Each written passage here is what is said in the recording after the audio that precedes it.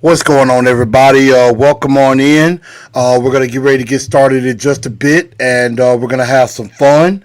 Got a special guest coming on as well. And as y'all see on the screen, I'm going to be bringing on my friend Mr. Michael Bishop of the Power Hour. He will be joining us as we get ready to talk about, we're going to talk about the rookies as they went through minicamp. And also, we're going to talk about the schedule that came out. I was going to do a little bit of a show sooner, but I wasn't able to do that. But we're definitely going to talk about this schedule coming out. We're going to talk about the rookies a little bit. And then I'm going to ask some of you which games are you looking most forward to? Which two games are you most looking forward to? And also, I'm going to steal one from another show. I'm going to say, what is the 3-game stretch you either think is like it could either be like your toughest schedule or I have one that's really the most interesting. As far as I'm concerned, and then we're going to get ready to get started. We're going to keep going in that conversation. So make sure y'all share this show out, and we are going to get started right now.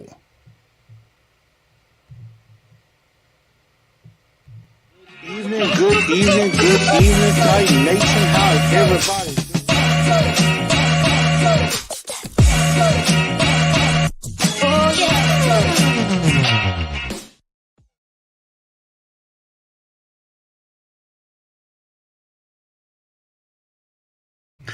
Good evening, Titan Nation. How's everybody doing? Welcome in to TNT Tonight. I'm your host, Chris, aka Blue Enforcer, and we are going to have an amazing show for you this evening. And before we do get everything going, I want to make sure that y'all do share this show out. Make sure y'all share it out. You can hit the like button. Also, make sure you subscribe to the channel if you haven't already. And make sure you share this out on Instagram, Facebook, Twitter. And also hit that share button on YouTube as well. So make sure you share this show out and let everybody know what is going on.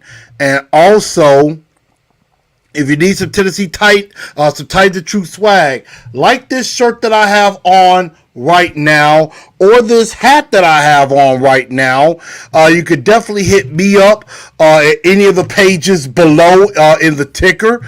And also, you can hit up Ms. Latoya Akinyemi at queenbutterflytees@gmail.com or at queenbutterflytees on Instagram. And also, if you want a hat like the one that I'm wearing or the red hat that you see in the graphic, you can hit up Out the Crib Customs. That's out_the_crib_customs, and definitely hit him up for any of the hats that you want. So definitely hit him up for that, and definitely hit Ms. Latoya up for any shirts, whether it be the Navy or the Carolina. And believe me, we're going to have some more stuff coming out very, very soon indeed. So definitely check that out. But now that we've gotten the pleasantries out of the way, I'm going to be welcoming in a very, very special guest onto the show. I believe this may be his first time on TNT Tonight. I've been on his show a couple of times, and I've been meaning to get him on, and I'm finally glad I was able to get him on.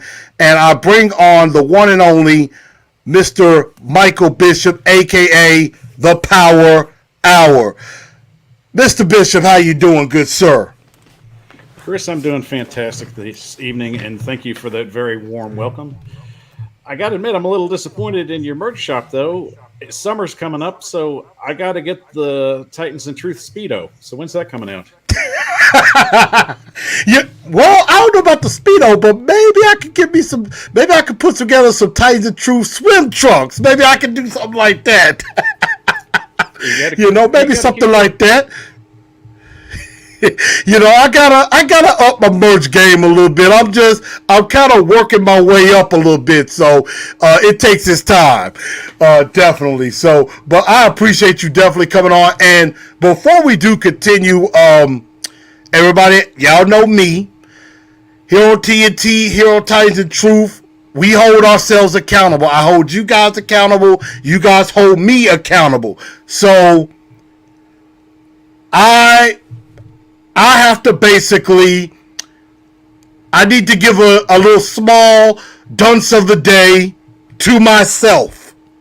And this is why. And I'm glad Mike is here, because I feel I disappointed. I think I disappointed some people, and I disappointed Michael in my own opinion.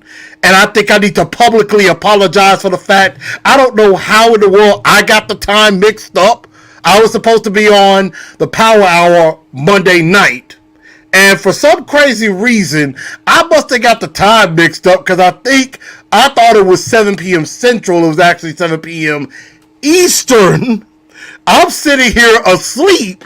I wake up, I'm thinking, okay, it's 6:44 Central Time. I'm like, okay, let me get up. I can get prepared for the show. I'm going to be ready to go. Next thing I know, I think about it, I'm like, hold up a minute. Was that supposed to be 7 o'clock Central?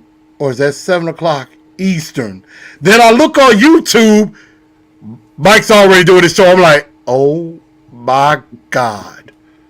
I got the time mixed up. I'm like, I felt like a total idiot. And I should feel like a total idiot with that. So, dunce of the day on me. So, I have to clown myself on that one. So, Mike, for Titans of Truth, I missed the show. I apologize. Thank you for coming on. Feel free to just, pile on me for a couple of seconds. Yeah, it's all good, Chris. We all have those moments, and believe me, it was a crazy week. So I had, originally the show was supposed to come on Thursday, and unfortunately we had some family matters come up. So yes, unfortunately, that took precedence, and that's fine. It's hard to put together a show, especially when you had it set at a certain time. So believe me, I don't hold anything against you. There's no hard feelings. Hey, we're buddies. We got this. It's all right. So, absolutely, and also my sincerest condolences. Prayers for your family and everything at this time. So definitely prayers up on that and everything. So. But still, thank you for coming on. We got some people up in here. Do9, what's up with you? Oiler Struck, how you doing? He said, "Thought about go yikes on the Speedo." AZ Mick, I'm comfortable with my body, Al. I'm 37. I don't have to impress anybody anymore. Hey, that was him that said that, not me. I'm like, I'll just wear the trunks and I'll wear a tank top or a sleeveless shirt. I'm good. I don't know if I got the guts to pull off the Speedo. I mean, that would be, although I'm like, that might not be a bad money making idea. You might be onto something. You might be onto something. I'm just saying, confidence is sexy.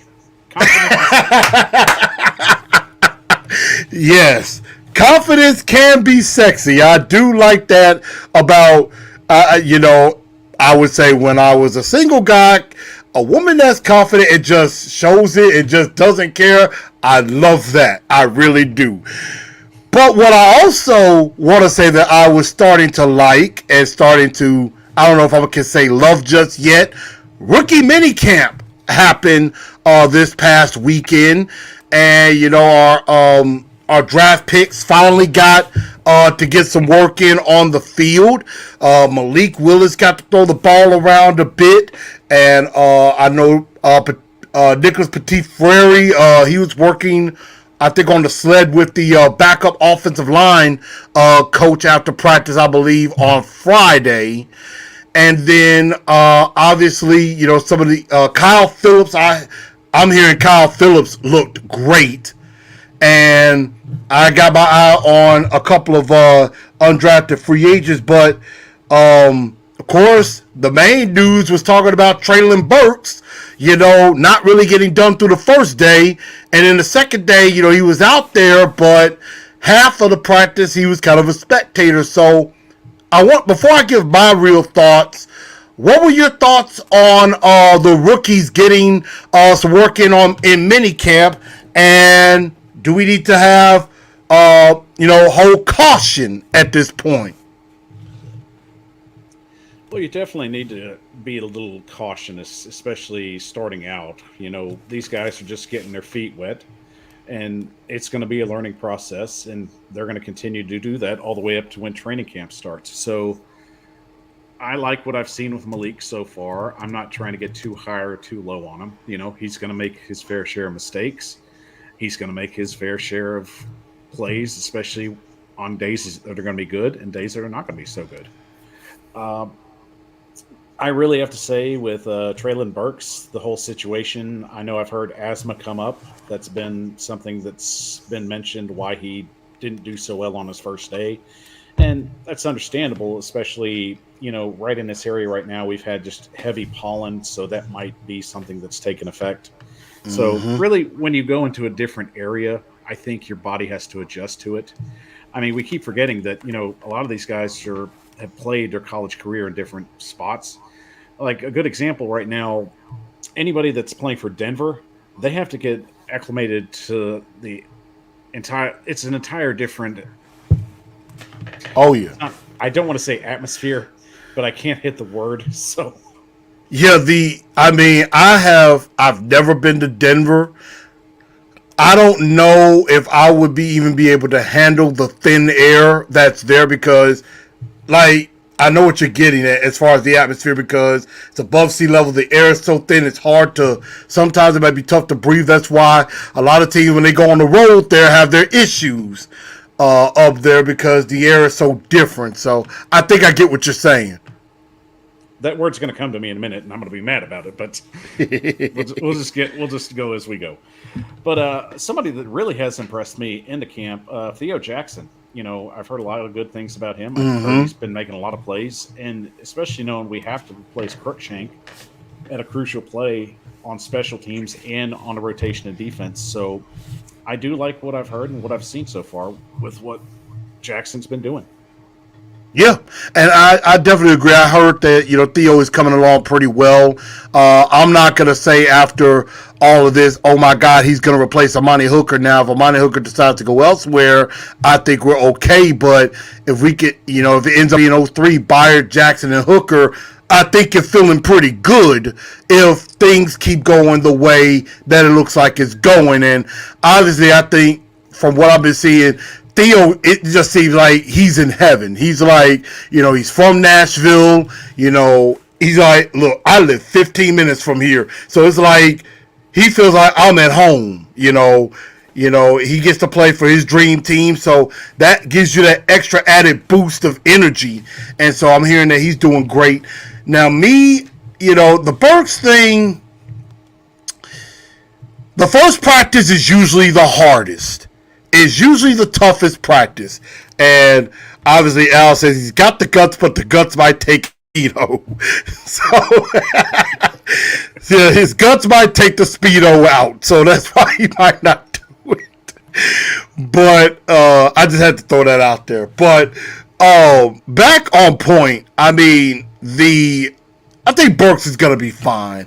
I just think, like you said, with asthma and stuff, you gotta get used to it, and the body has to get acclimated to getting back to it. He hasn't, maybe had to have a hard practice in about a couple of months. So, even though he's been working out, he may have been working out and such, but at an NFL level, it's a little bit different than at a college level. So, I think we have to take that into account.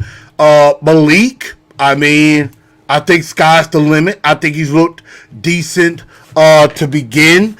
There might be some accuracy things that he may still have to continue to work on. He's still a work in progress, but I do like how he's starting out. He's mature. He has a good head on his shoulders. with that. And so I definitely do like that. And to everybody out there, I think we can nip the whole not my job to mentor Malik from Ryan Tannehill. We can nip that in the bud. That's over with because Malik, came out in the press conference and said, hey, yeah, Tannehill had all of us over to his house and stuff like that. We chopped it up and everything. We're good. We're supposed to compete against each other and things like that. So I like that. And I like a quote that he said. He's like, pray like it's up to God, work like it's up to you. Because at the end, we all can pray to God for whatever we want. But if we want something, it's up to us to work on it because it is indeed up to us. So I definitely like that. Kyle Phillips has been impressive. Very, very impressive. I think a little bit more impressive than I expected. So, to all the Mason Kinsey lovers out there, you might want to be careful. He might be coming for his spot. So, I definitely like that. And then there's a couple of undrafted free agents that I'm actually looking forward to talking about. And I'll probably, Mike, get your thoughts if you have any undrafted free agents that you think could be legitimate options to maybe not only make the team, but possibly contribute at some point. So, what are there any undrafted free agents that maybe you had in mind that you heard of that's like, he could be possible? And I'm going to have to look up to see who they have because they had a slew of I believe they had about almost 10 undrafted free agents that they brought in. Oh, 17. I'm looking them up right now. I actually have them up. While you're getting that, there's a couple of guys that come to my mind right away. One is Reggie Robinson of SMU, the wide receiver. Was kind of shocked he wasn't drafted. I believe his teammate was drafted, if I'm not mistaken. But I know a lot of people said it was maybe because of injury that he wasn't drafted. But this guy has speed, a lot of speed. He could be that game breaker speed-wise that we've been looking for. And, we said we wanted, a faster wide receiver. We really didn't take one. I mean, we took a couple of wide receivers in this draft, but I think Reggie Robinson is definitely a guy that could definitely do something. Let's see. Yeah. Al mentions Chickakwanko. I have forgotten to mention him. At tight end. Could definitely be a guy that could stretch the field. Wasn't really a lot said about him. I know there was a video or two where he was working on a blocking drill. I know he was definitely working on. But, yeah, definitely Reggie Robinson, Jalen Peavy of Texas A&M, or Haskell Garrett of Ohio State could be on the defensive line.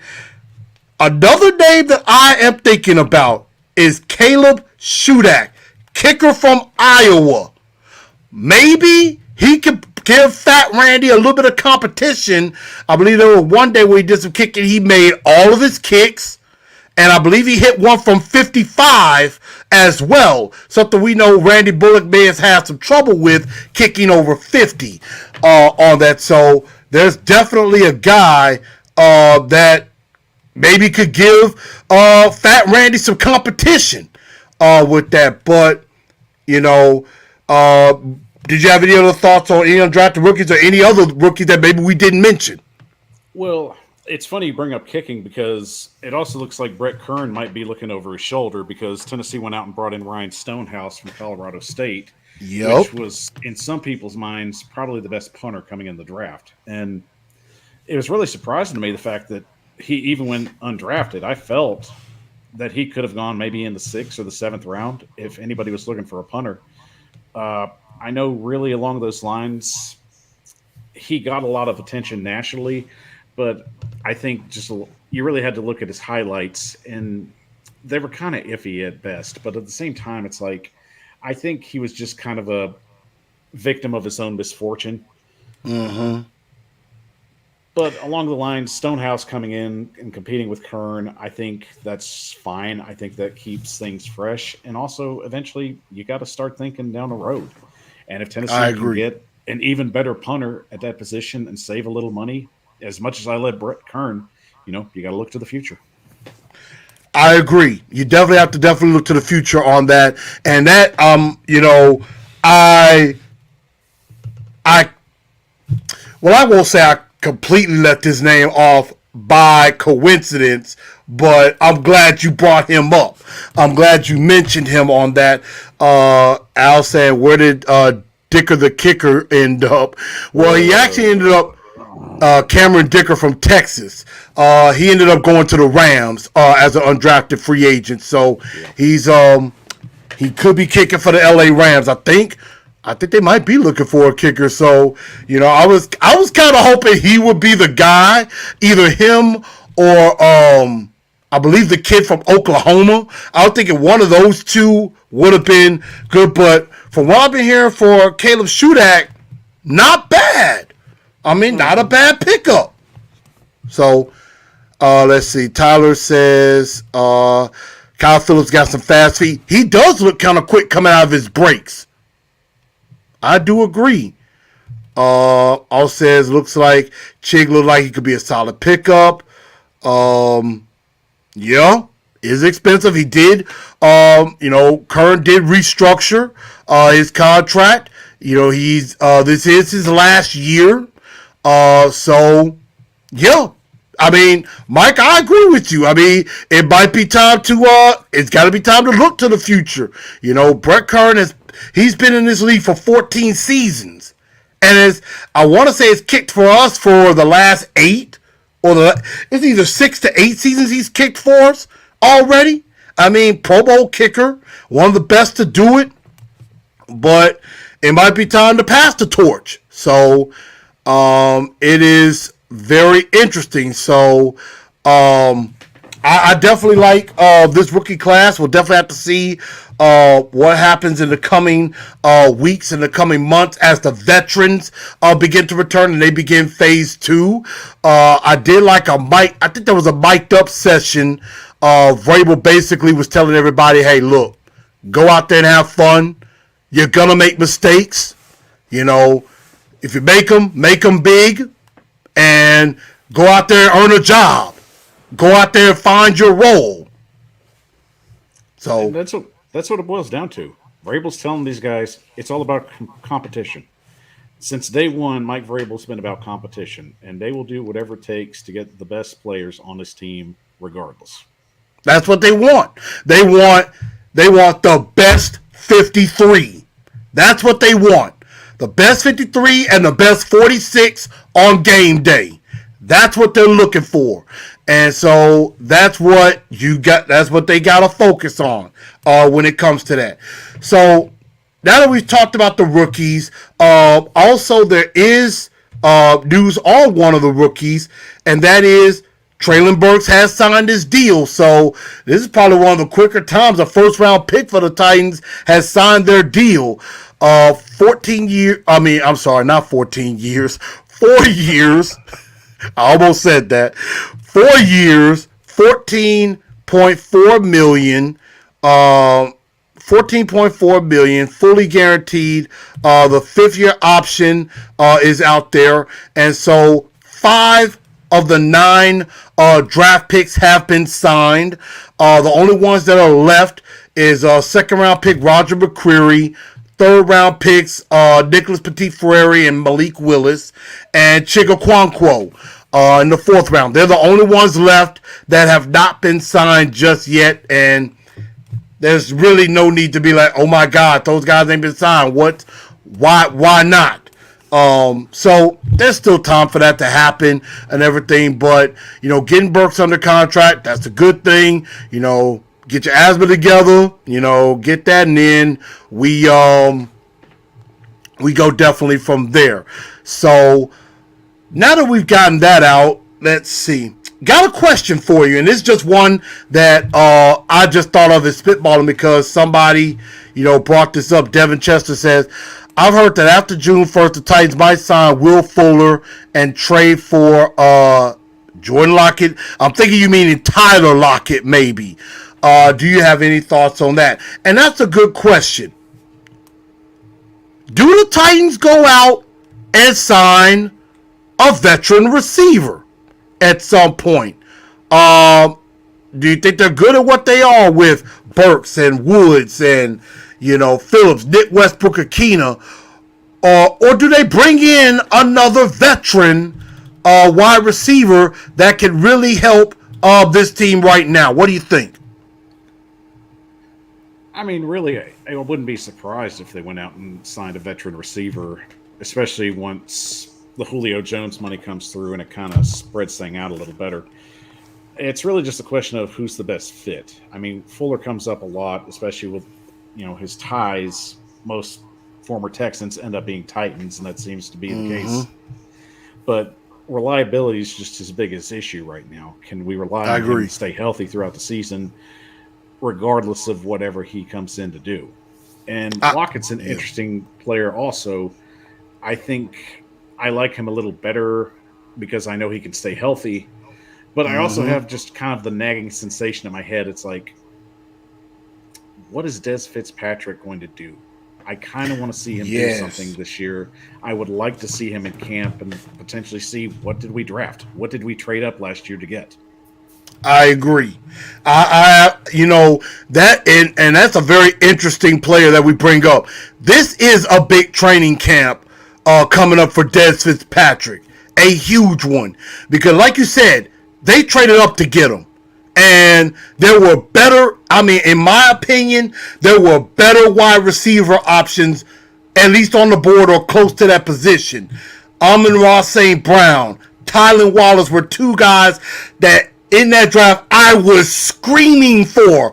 Like, I could get up on the table for those two guys. I'm thinking, you gotta draft one of them, and they go Des Fitzpatrick, or even a Jalen Durden who has some speed. And it left me so disappointed. Especially then, he doesn't even make the roster and is on the practice squad the whole year. So, that is an excellent part of that. Des Fitzpatrick, this is a big offseason for him. If I had to choose between the two, because I know Jarvis Landry ended up in New Orleans, I'm kind of with you. I think I'd go Tyler Lockett, to be honest. I think Lockett offers you a lot more. He can stay healthy. He has the speed as well. Will Fuller, we know he has the speed, but like you said, hasn't been able to. Has he played a full season in his career? I don't think so. Probably not since he was drafted. I don't think so. I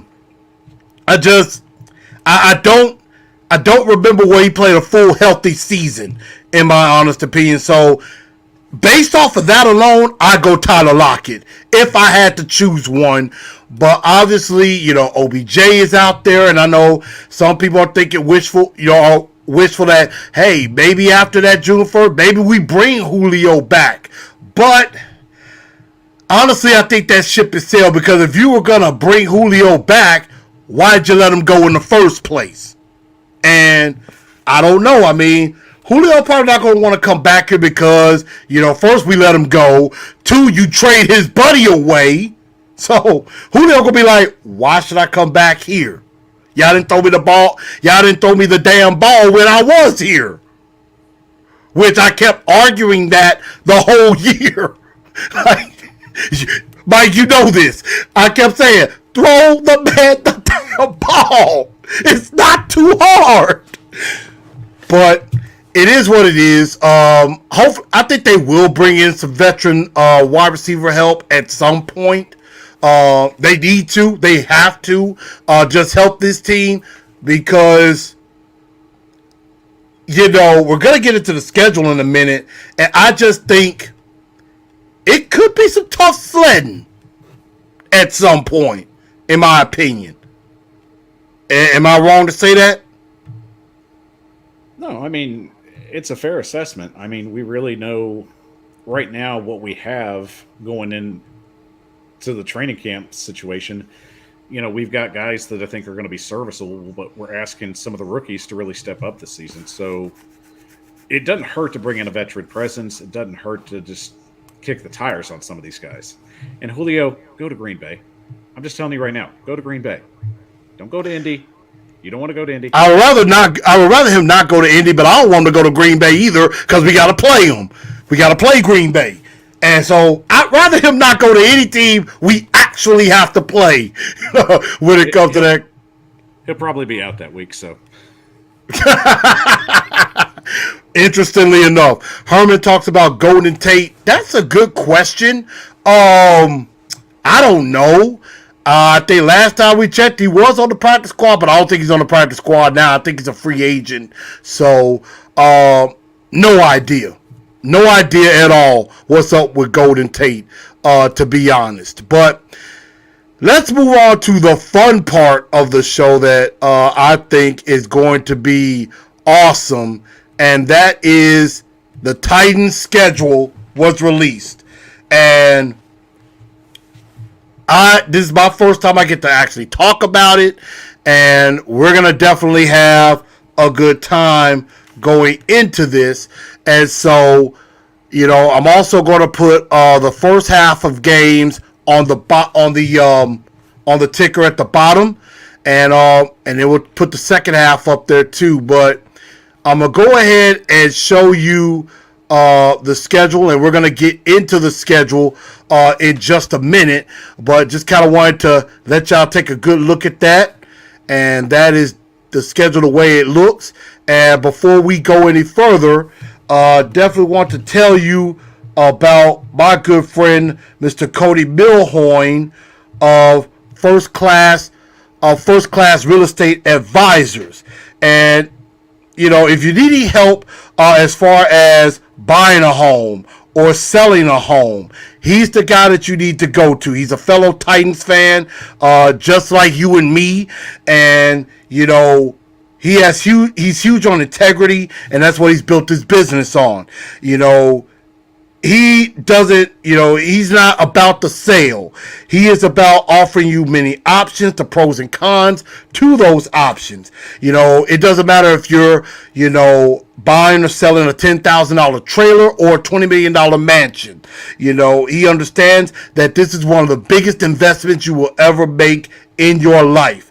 And it doesn't matter if you live in Tennessee or if you live anywhere in the country. You could give him a call on his personal number at 731-798-8505 or at his office at 731-207-8060, or you can email him at codym@firstclassre.com and let him know that Chris of Titans and Truth definitely sent you. And that's Cody Milhoyne of First Class Real Estate Advisors. If you need any help on homes, remember it's a seller's market right now. So in a lot of places, they're trying to build up homes because they know there's a demand for them. And, if you need to sell a home, you definitely can talk to him. He can definitely help you as far as making sure you have the best options available. So definitely check him out. Give him a call. As he says, the best deal is the only deal. So that's what he's about at First Class Real Estate Advisors. Again, I appreciate Michael Bishop of the Power Hour joining us, but now we're going to get into this schedule. And as you can see, here it is, the schedule that we've been given. We start off with the Giants at home. I believe that's a 325 game. Then we have that daunted game against Buffalo on Monday night in Buffalo. You got the Raiders. You got the Raiders coming back here, and the Raiders, they might be good. Definitely got to watch out for them.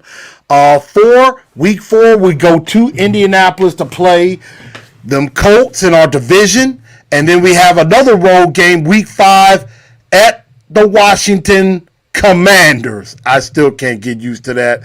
That might actually be a road game I'm really thinking about going to. Definitely. But after that, we have a bye week, early bye week in week 6. 7, we go. We have a home game against Indy, so we get 2 weeks to prepare for Indy. Then we have Houston at Houston week 8, and then we go into what I believe a lot of us call Murderers Row at Kansas City on Sunday night, week 9. Week 10 against Russell Wilson and Denver here. Then 4 days later, we go to Lambeau to play Aaron Rodgers and the Green Bay Packers. 10 days later, come back week 12 and try to get revenge on Joe Burrow and the Cincinnati Bengals, thanks to Ryan Tannehill for 3 picks. Basically, Ryan Tannehill beat the Titans that day. Then, week 13, an interesting game in Philadelphia, the A.J. Brown possible revenge game. He gets to play against his old foes. Week 14 is at home against Jacksonville. That's a division game, so we definitely got to watch out for that. Week 15, we go out to the Bay, out to California. That's another game I could actually consider going to, the Chargers game. Want to see SoFi Stadium in its glory, but hopefully with a win against the Chargers. Week 16, we're back home against Houston, and then 17 Thursday night against the Cowboys, and then we end the year in sunny Jacksonville against the Jags. Hopefully we have the division wrapped up by then, maybe another number 1 seed. I highly doubt it this time, but hopefully we have something wrapped up. But that is our Week 18 schedule, and Mike, I kind of want to come to you and just ask right off the bat, what just popped out to you about this schedule? And I would say, what 3 games, and this to everybody in the chat as well, what 3 games would you say you're the most looking forward to? It could be a stretch where it could be the toughest, it could be a stretch where it could be very interesting, or just, any 3 games you're like, these are the 3 games I'm looking the most forward to. Well, Chris, I will say first, if you do plan on going to the Washington game, please sit in the bowl area. Don't sit under the seats, because I don't want you to get sewage rained on you. Just friend advice. So, is that below or up top? You want to sit as far away from any seating as you can. If you got to get sideline seats, do it. Stay away from them. So you rather go sideline seats? Okay. I'm just trying to watch out for you. But Hey. Don't lean over on the seats because you'll fall over. Speaks a man from experience, I see. I've just seen way too many accidents and too many sewage pipes bust in FedEx Field. So if you go, just find the nearest seat that's away from all of that. I would probably speak to you on that, and if I do decide to do that, and that's because I know one of my very best friends. She loves to stick with the Redskins. I don't know if she's all bought in on the Commanders, so to speak, just yet. But, she's held to the Redskins all the way. So I will definitely have to take you up and listen to your advice on that one. But go ahead. But the 3 games that I would pick off the top of my head, first I'll go with the Sunday night game with the Chiefs. I feel that, once again, this is a huge test for Tennessee. It's on the road, and I think, really, as you said, you call it Murderers Row. I call it the Gauntlet.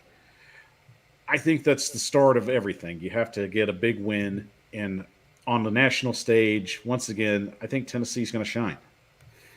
I really feel, especially just they get that opportunity, they go in, they get a big win under the belt, and that just kind of starts everything off right.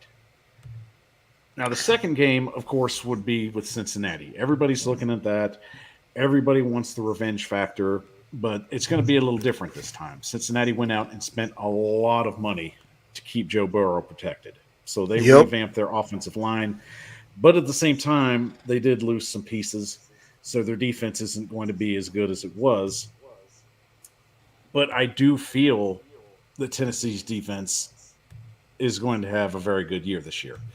I'm very positive that they're going to go out and shock some people with the way that they play. I think we've got the right guys in place. So really, I'm excited to see just how this revamped defense is going to do against that offensive line.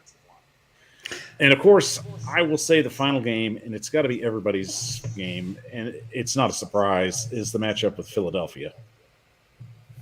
Yeah, I said and I'm gonna pull the schedule right back up. I'm gonna go ahead and get this out of the way. I don't call this the two toughest games. Those two are the two most interesting games. Week 12 versus Cincinnati, and then Week 13 at Philly. Both of those games have one word in common: revenge. Revenge for us, because we want to beat Cincinnati because we owe them one. We owe them one. Particularly Ryan Tannehill owes us all one to beat Joe Burrow, because basically the Bengals, they were giving you that game in the playoffs and we didn't take it. And, well, no, I take that back. Defense took it. Ryan Tannehill did not. It would be nice to kind of get revenge there. And then right back the following week, I know A.J. Brown has this date circled on his calendar. He's going to want to make a statement to the world and to the Titans saying, you should have paid me. Like, I've been saying all along, I would have paid him about 22 to maybe 23 million. I don't think I would have paid him over 25 for what he got or more. But I would have at least paid him about 22 and a half to 23. I think he would have came back. I am worried that I believe that was a very, very big mistake, in my opinion. I think that was a big mistake. I just hope that doesn't come to fruition. That game, those two games are going to be very interesting. I will probably. I'm sorry. That's a great point that you make, because AJ basically left money on the table for next year. He didn't really have to go after a contract. If it was basically everybody's trying to get paid this year, and I understand when your window opens, you want to try and get on it. But I do think he did kind of jump a little too far. He could have had a breakout season this year, and then he could have gone to the negotiation table with better strategy there. Absolutely. And I mean, that I agree with that, because I mean it was just interesting, because I was in Florida visiting family, and we were getting something to eat. I was trying to get back home so I could actually do the show, talk about the draft, and then I see AJ gets traded to the Eagles. I'm like I had to tell my mom and my brother, like, look, I be serious about this. I'm like, what the F? And I'm like, I wanted to say the F word, but I'm like, my mom is in the car. Don't say it.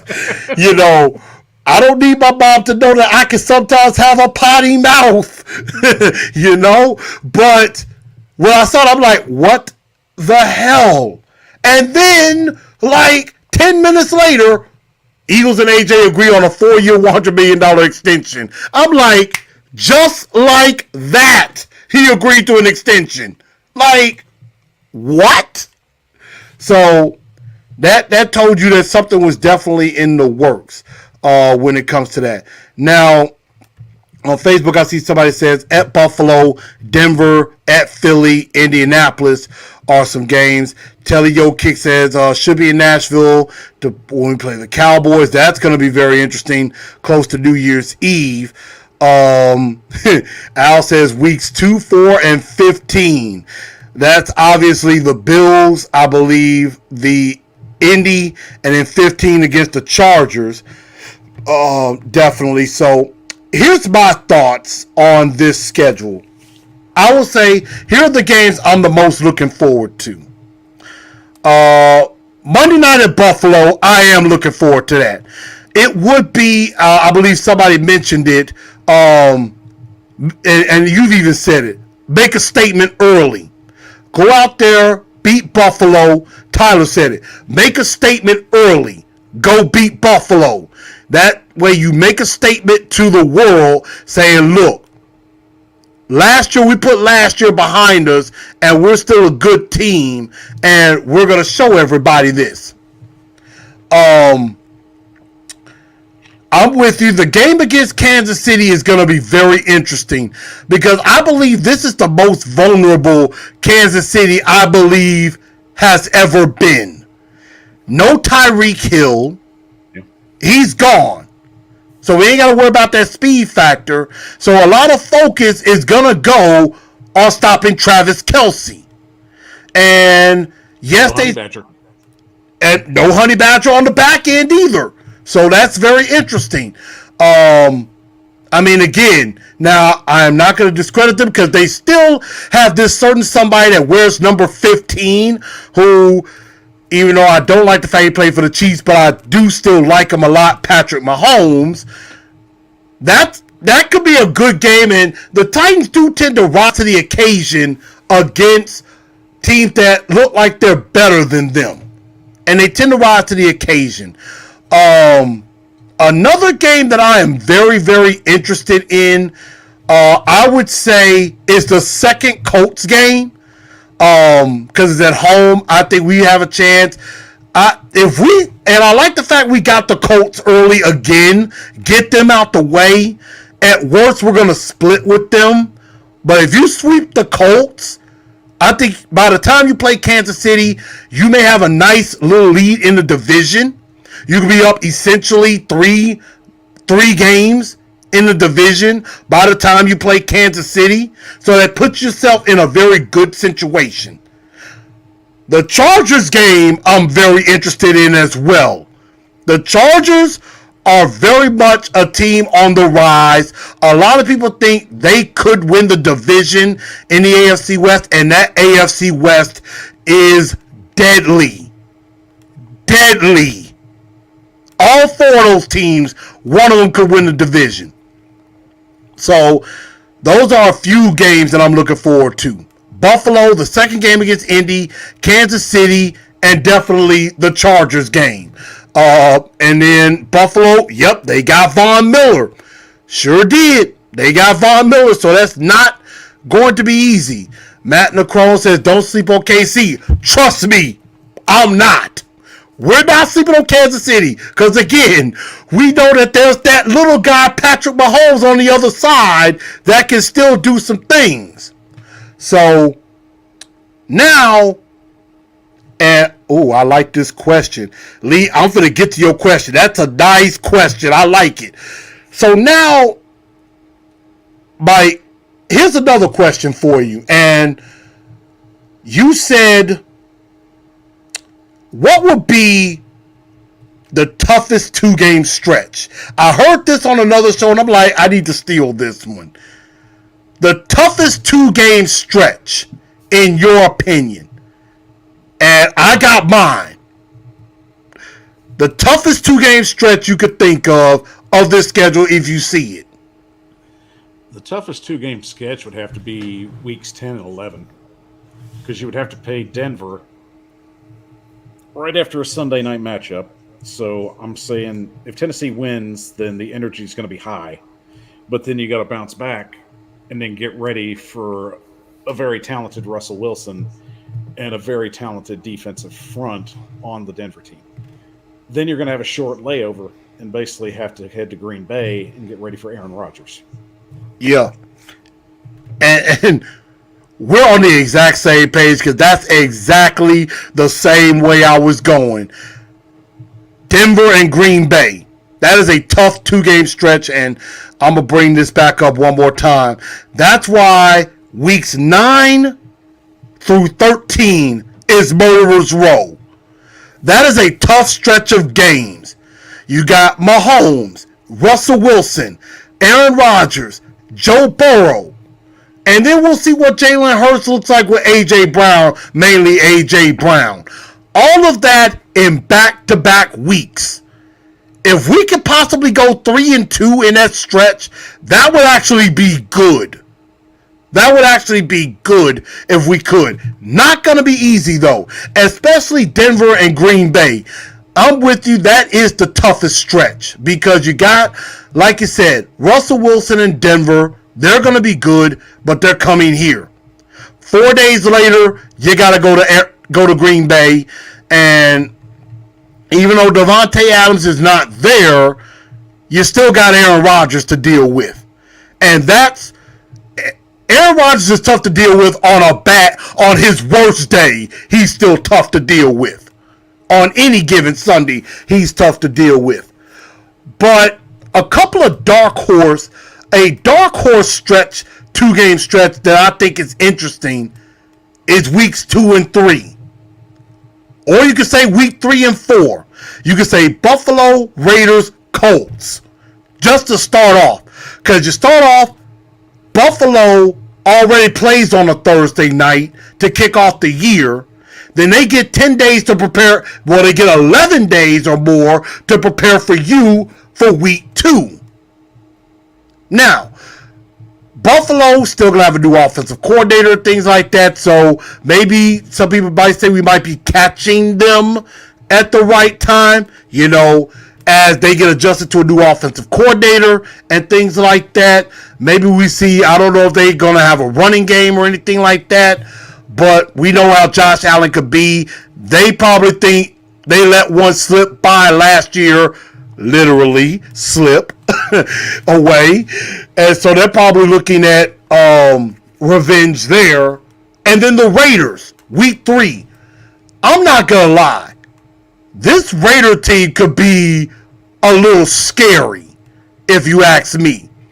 Derek Carr played very well last year. And now he gets a new shiny weapon by the name of Davante Adams. And they have a relationship too, so yeah, it's really just rejoining from college. Exactly. And then Josh Jacobs, a very good running back in the backfield. Darren Waller, who is a terrific tight end. They got Chandler Jones on the other side. So you got Chandler Jones on one side. You got Mad Max from Beyond the Thunderdome on the other side. That is a scary matchup for me, honestly. That is probably one of the more underrated matchups is that game against the Raiders. Even though it is at home, Taylor Warren probably has nightmares of Chandler Jones from week 1 last year. So hopefully he can rebound from that. And then you got the Colts right after. That's a tough stretch, in my opinion. But, hey, you got to play what's on your schedule. And, Lee 615 Podcast says Kansas City, Denver, Green Bay. I think that's all of us is going to say that. He says going into the bye 4-1 with a loss to the Raiders. If we go into the bye at 4-1, there's a lot of things going right. There's a lot of things going well when it comes to that. Let's see. I'm just trying to get a couple more comments before we go forward because Lee brought up a very good question. A lot of good questions tonight. You got this competition possibly between Tannehill and Malik Willis. Although a lot of people will probably say right now, Logan Woodside is going to be backup QB2 and Willis is going to be number 3. He brings up a good question. If Ryan Tannehill struggles in the first 8 to 10 games, do you give Malik Willis a shot? And I'm going to pull the schedule back up for a reason. Because if you got to go to Malik Willis at any point of the season, that's telling all of us something has gone horribly wrong. Because your biggest hope is that Malik Willis doesn't even have to touch the field this year. Let him learn. But I will say, if Malik Willis is active on the roster and, is inactive, they say he may be inactive for games or whatever. Let's say before we get to Murderer's Row, in the first 8 to 10 games, let's say we're, let's see, we got 8. Before we go to Denver, let's say in the first 8 games, we're 2-6, 3-5 at some point. Tannehill has struggled. I mean, at that point, what do you do? Do you say, you know what? Logan could win us a couple of games. You know, he's been in the system. He could win us a game or two, keep us afloat. Or do you say, you know what? We're probably going to get killed anyway. Let's just go ahead and go with the rookie. Let's see what we got and we can build. Because if things continue to fall, even with Malik Willis, that means you're going to be in a pretty high position and there's a good crop of quarterbacks next year. You only spent a 3rd round pick on them, so it's really not a risk. And then you have a shot at one of those really big time quarterbacks at the top of the draft. But I would have to say the only way they go to Malik is if Ryan Tannehill gets hurt and it's a free fall. Because Logan Woodside, I mean, he may be able to help you survive a game or two against lower competition. But if you're going to Murderer's Row and Logan Woodside is your quarterback, you're going to lose a lot of games, in my opinion. But what would you think of that question, Mike? Really, there's only three ways that I'm going to let Malik Willis touch the field this year. One of them, he needs to understand how to read a defense. I have to feel confident that I can put him on the field and he can read a defense properly as an NFL quarterback. 2, he needs to understand how to call audibles on the line of scrimmage. Mm-hmm. That is critical to any quarterback success. And 3, I need to make him understand how to do a silent count on the road. Because one thing quarterbacks need to understand, when you're on the road, you're in a different environment. And the only way you're going to get that snap off, you have to be in tune with your offensive line. Absolutely. And, I mean, again, if you go to this schedule, there are some hostile territories we're going to be heading to. You know, he's not gonna touch Philly against Buffalo. You know, that's going to be a hostile environment. Kansas City, hostile environment. Yeah. Green Bay, hostile environment. Philadelphia, extremely hostile environment. Extremely hostile. Like, I told a friend of mine, and I'm not going to get too sidetracked. I told a friend of mine who is an Eagles fan, I said, I thought about going to that game against the Eagles. He was like, you might want to avoid going to that game. You know, Eagle fans are crazy. You know, they're liable to fight you. Because Eagle fans, they'll boo their own. They will fight against their own. So that's something we got to be careful of. But, I mean, there are a lot of hostile environments. So you're absolutely right. If you hand it over to Malik, that means you're punting this season away. Pretty much. And it's like, you know what? Let's see what this kid's got. You know, we'll sacrifice this season, but help him grow. But like you said, you gotta be in tune with the offensive line. No silent counts. You gotta know, don't just throw the ball deep for an interception. You gotta also understand he hasn't really taken snaps under center. And in hostile situations, the motion between the center, getting the ball to the quarterback is exponentially important. Because you mess that up, that's a turnover. So, yeah, I would not want to hand the keys to Malik just yet. But if it's going down the tubes, might not be the worst idea in the world. But I wouldn't do that unless it is like the absolute last resort. And that would be, you just have no choice. Because Logan Woodside's not going to win you any games. No. He's not. Malik Willis actually gives you a chance. He can razzle dazzle. Nobody will really have film on him. He could surprise some people. I think Malik Willis could win us a couple of games. Could help us win a few games. Now, the defense is going to have to seriously carry your whole season, and that's a great defense, I believe, on the other side. But, it's a very tall order. I do agree. I think the defense carries us early, but the offense is going to have to pick up the pace before that murderer's row. Let's see. Jameson says, we honestly, it's going to depend on the win-loss record of the Titans at the time. We're looking at weeks 8 and 10. Cole Baxter says, Caleb Farley will be a top dog on defense. Hey, I hope he's coming back strong. We're going to need Caleb Farley. Yeah. Let's see. Woodside is a backup quarterback for a reason. Put Malik and Chig on the field. Tell them to go up Chig. Go up to Chig. Well, Chig is probably going to get on the field at some point. He's definitely going to be on the field. Ben Jones be the center handle most of the calls that Malik plays. That is important. I agree. Malik is Lamar Jackson 2.0. I'm not sure if I'm ready to say that just yet. Malik's arm's better. Yeah, Malik does have a better arm.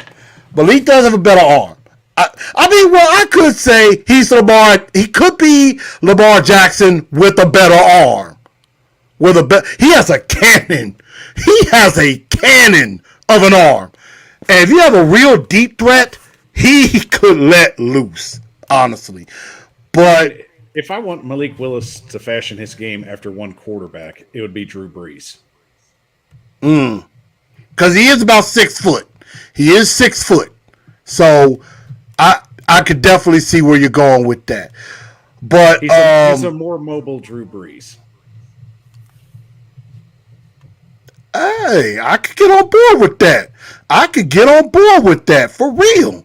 So, but that's the schedule. I'm not going to give no prediction of records, even though Dan Orlovsky comes out and says we're going to be 10-7 and has us losing 4 in a row on Murderer's Row. I mean, has us, losing to Kansas City, Denver, Green Bay, Cincinnati. Has us losing all those games, yet we go 10-7. And has Indy going 10-7 too. But we split with Indy and sweep everybody else, so we end up winning the division anyway. It's very interesting. But predictions are way too close to call. But I will ask you, did you come up with a prediction when you looked at the schedule? I'm not going to make any kind of prediction till after training camp. Once we get the roster set, I'll feel more comfortable giving a prediction on what we'll do this upcoming season. But till then, it's everybody's going to make their opinion and their prediction. Dan Orlovsky, I wouldn't take too much what he has to say serious because, I prefer the opinion of somebody that can stay in an end zone and not step out trying to throw the ball. Oh my God, throwing shade. I love that. I like that. Yeah, I don't really take a lot of what Dan Orlovsky says to heart because, he's basically the ESPN version of Adam Stank. It's like they don't know what the heck they're talking about. They don't really pay attention. And plus, like Colin Cowturd, they jug on the Colts too much. They do. So, it's going to be very interesting. I'm not going to make a prediction yet either. I'll have a prediction show before the season starts. That's where I will give my predictions on that. But we're probably going to get ready to get out of here. But there is something, 2 things I wanted to kind of share with everybody and with Mike before we do get out of here. And that is, I just want to show this incredible footage. I saw this video and I thought it was something to behold. It's something amazing.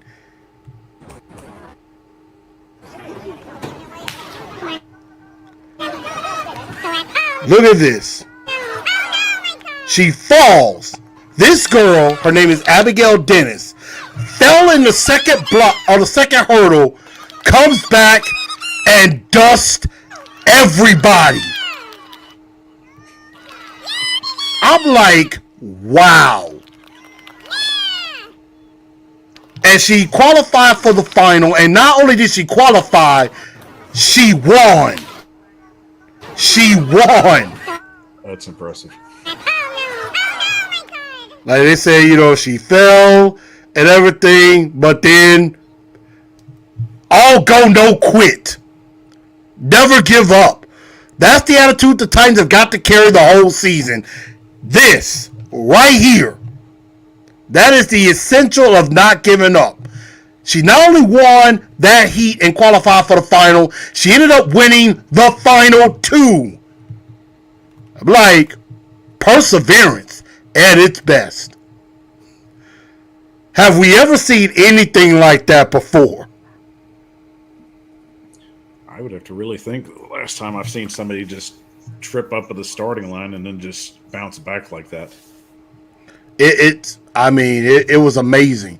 That was incredible. I just thought that was. I saw that video. I said, I gotta talk about that tonight. I saw that today. I was in our production studio because I work at a TV station and saw that on Good Morning America, and I was like, I gotta talk about that. That was an incredible video. So shout out to Abigail Dennis, and I gotta see what that was. 15 years old, New Jersey high school student. So shout out to her doing that. Incredible. So let's see. Oh, actually, she finished third. Okay, she finished third in all the meets. So that's awesome right there. But before we do get out of here, I do want to say one other thing. In other sports, I gotta say thank you to the Memphis Grizzlies. The Grizzlies had a fantastic year, won the division, got to the second round of the playoffs, nearly, gave the Warriors everything they could want and then some. Should have won game 4, should have won game 1. We should be playing tonight against the Dallas Mavericks, but I'm not going to be bitter because sky is the limit. Ja will be back. We got a strong team. 2 first-round picks in the draft. Hate it's not 3. Thank you to the draft lottery gods for screwing us. But I definitely look forward to next season with that. But I'll just go quick. Who do you got tonight? Dallas or Golden State? Honestly, I would have to say I'll go with the upset, and I'll go Dallas. Wow, that's very interesting. I'm going well, as much as I don't want Golden State to win, I think Dallas is going to come in on a high after that blowout over Phoenix, and that was just utterly embarrassing for Phoenix. That was humiliating for them. But I just don't see how Golden State doesn't win this series. I think it's going to be 5 games. I think it's going to be 5. I can see it go 6. Luka, but I'm not gonna go out and say Luka can't do it for him because he's pretty darn good, ladies and gentlemen. Luka's pretty darn good. That's why the Grizzlies almost drafted him before they had to draft Jaren Jackson because Dallas jumped in front of us. Grizzlies were going to draft Luka. So I definitely like that. But Mike, appreciate you coming on to the show. Where can everybody find your great content? Chris, thank you very much for having me on the show tonight. Great time. Always great talking football with you. Love it every minute when I get the chance to. And everybody, if you're trying to find me at the Power Hour 615 on YouTube, Facebook, Twitter, and Twitch. Follow me on those, like, subscribe, and don't forget, I'm running a contest right now. Enter right now today to win an Eddie George Mitchell and Ness brand new jersey. All you got to do, subscribe to the YouTube page, like and follow on Twitter and hashtag Power Hour Giveaway, and you're subscribed. I want to make you all happy. I want to give this thing away, so help me out here. Help me help you. Yeah, just like I said for y'all to smash my like button and ring that bell and hit the subscribe. Do the same thing for the Power Hour. He does put out some excellent content, and he knows his sports. He knows his football extremely well. You know, he goes in and dives a little bit deeper than I do. When it comes to that, I have to admit that, and you know, I definitely am glad to have you on, and I definitely look forward to having you on again. And we're definitely gonna have to, we'll probably have to talk some bets and maybe talk some other NFL action as well. Because everybody, I'm going to go ahead and put this out. I am going to be bringing out a new show at some point called Down to the T. We're going to be talking Grizzlies. We're going to be talking Vols. Maybe spread a little Predators in there. You know, if something's going on with Vandy, the Tigers, we're going to talk about them. That's all going to be coming up I would probably say in the coming months going into the fall. Because, you know, football will be back in full swing. Now, I will tell all of y'all, I am no expert on any of those teams. I'm trying to learn and broaden out and expand more. Obviously, also, the Truth League report as well is going to be coming. We're going to be talking about, you know, some of the other news going on around the rest of the league. Definitely can have a show where we make some picks on some games. Maybe look at some bets that could be good. And also maybe take a look at some fantasy. You know, who could I be looking at on my fantasy team? So, Mike, as always, I appreciate you. Thank you, as always, for coming on. And everybody, I thank all of y'all for watching TNT Tonight. I'm your man, Chris, a.k.a. Blue Enforcer. Make sure y'all hit the subscribe button. Make sure you like. And also, make sure you share this show out. And, I don't know what noise was that behind there. It's not me. It might be, I may have to go get somebody. But maybe we'll see if we get to that 13-4 again. But everybody, thank y'all for tuning in. It's been a great show. I will holler at y'all next time. Good night, y'all. Take care. Tighten up. Tighten up.